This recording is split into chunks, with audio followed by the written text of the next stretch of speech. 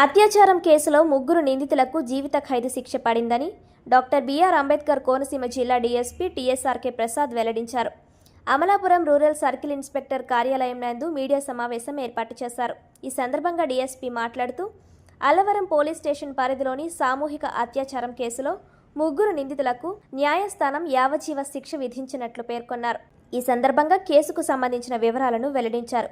2021వ సంవత్సరం ఏప్రిల్ 25వ తేదీన ఉప్పలగుప్తం మండలానికి చెందిన 21 ఏళ్ల యువతి ఓడలరేవు బీచ్ను సందర్శించి తిరిగి వెళ్తుండగా అల్లవరం మండలం సీతారాంపురం గ్రామానికి చెందిన బొమ్మిడి వీరబాబు, కొప్పనాతి వెంకటేశ్వర్లు, మల్లాడి తాతారావు అడ్డగించి బాధితురాలని చంపుతామని బెదిరించి సామూహిక అత్యాచారానికి పాల్పడ్డారన్నారు. అంతేకాకుండా సెల్ ఫోన్ ద్వారా వీడియోలు, ఫోటోలు తీసి వేధించారన్నారు.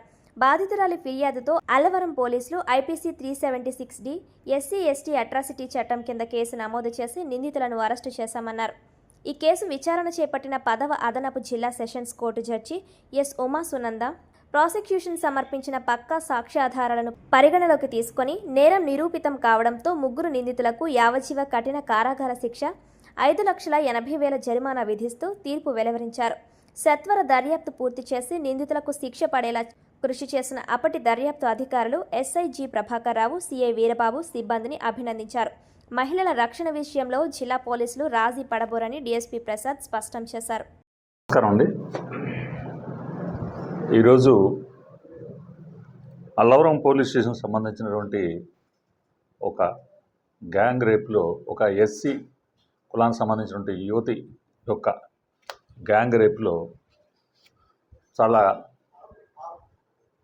మంచి జడ్జిమెంట్ ఈరోజు మనకి SC/ST కోర్టులో రాజమండ్రిలో ఇవ్వటం జరిగింది. ఈ కేసు జరిగి తేదీ 25/4/2021 25/4/2021 5 సంవత్సరాలు అయింది సుమారుగా. దీంట్లో ఆ విక్టిమ్ ఉమన్, షెడ్యూల్ కులానికి సంబంధించిన ఆ విక్టిమ్ ఉమన్ తన మేనమా వరుస అయ్యే ఒక వ్యక్తితో ఓడలరేవుకి బీచ్కి వెళ్తుంది. బీచ్లో ఆమె అక్కడి నుంచి బీచ్ పరిసర ప్రాంతాలు ఉండగా ఆమెతో చనువుగా ఉన్న సమయంలో, మేనమావతో చనువుగా ఉన్న సమయంలో ముద్దాయిలు బొమ్మిడి వీరబాబు, కొప్పనాతి వెంకటేశ్వర్లు, మల్లాడి తాతారావు వీరు ముగ్గురు అగ్నికుల క్షత్రియ కులానికి సంబంధించిన వారు. వారు వేటకి వెళ్ళి సముద్రంలోకి వేటకు వెళ్ళి తిరిగి వస్తూ సింగిల్గా ఏకాంతంగా గడుపుతున్నటువంటి ఈ వీరిద్దరిని వారు చూడటం తటస్థించింది. వెంటనే అక్కడ చుట్టుపక్కల ప్రజలెవరూ లేకపోవటం, అక్కడ ఆ జంటకి సరైన సెక్యూరిటీ సర్కమ్స్టాన్సెస్ లేకపోవటాన్ని గమనించి దాన్ని అవకాశంగా తీసుకుని వీరు తెగించి దుర్మార్గంగా ఆ మేనమామ అతన్ని కొట్టి బీరుబాటుతో చంపేస్తామని బెదిరించి అతన్ని కాళ్ళు చేతులు కట్టేసేసి కంప్లీట్గా అతన్ని కదలకుండా చేసేసి భయపెట్టి ఆ స్త్రీపై, ఆ యువతిపై సామూహికంగా వాళ్ళు ఒకరి తర్వాత ఒకళ్ళు అత్యాచారం చేయడం జరిగింది. ఈ అత్యాచారం చేసే క్రమంలో ఆమె ఫోన్ నుంచి ఈ మొదటి ముద్దాయి వీరబాబు అనేవాడు ఒక రింగ్ ఇచ్చుకుంటాడు. తన సెల్కి రింగ్ ఇచ్చుకుంటాడు. అంటే రింగ్ ఇచ్చుకుని ఆమె సెల్ ఫోన్లో డిలీట్ చేసేస్తాడు. వాడికి రింగ్ వస్తుంది, అది ఆమెకు తెలియదు. తర్వాత వాళ్ళు వెళ్ళిపోతారు. ఎవరికైనా చెప్పామంటే అలా మిమ్మల్ని చంపేస్తాం, మీ పరువు అంతా పోతుంది అది అని ఆమెని భయపెట్టి వార్నింగ్ ఇచ్చి వాళ్ళు వెళ్ళిపోతారు. ఆమె షాక్కు గురవుతుంది.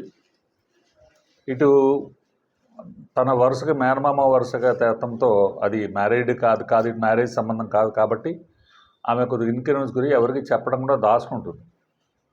ఒక 10 నుంచి 10 రోజులు దాటిన తర్వాత ఇతను ఆమె సెల్ నుంచి రింగించుకున్నప్పుడు ఆ నెంబర్ సేవ్ చేసుకుంటాడు. 10 రోజులు ఆమె ఏమీ కంప్లైంట్ చేయలేదు అని అతను నిర్ధారించుకున్న తర్వాత ముద్దాయి అప్పుడు ఆమెని మళ్ళీ ఫోన్ చేసి రమ్మని అడుగుతాడు.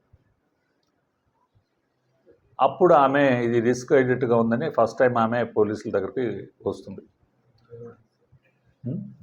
కూడా జరిగింది. ఈ A1 సంఘటన సెక్స్ వీళ్ళు ఆమెని బలాత్కారం చేస్తున్నప్పుడు ఒకరి తర్వాత ఒకళ్ళు సామూహిక అత్యాచారం చేస్తుండగా వీడియో కూడా తీస్తాడు, సెల్ ఫోన్లో వీడియో కూడా తీశాడు. మనకి అదే బలమైన ఆధారమైంది కేసుకి. ఆమె లేటుగా వచ్చినప్పటికీ టెక్నికల్ సాక్ష్యాలు మనకి పోతాయి సహజంగా.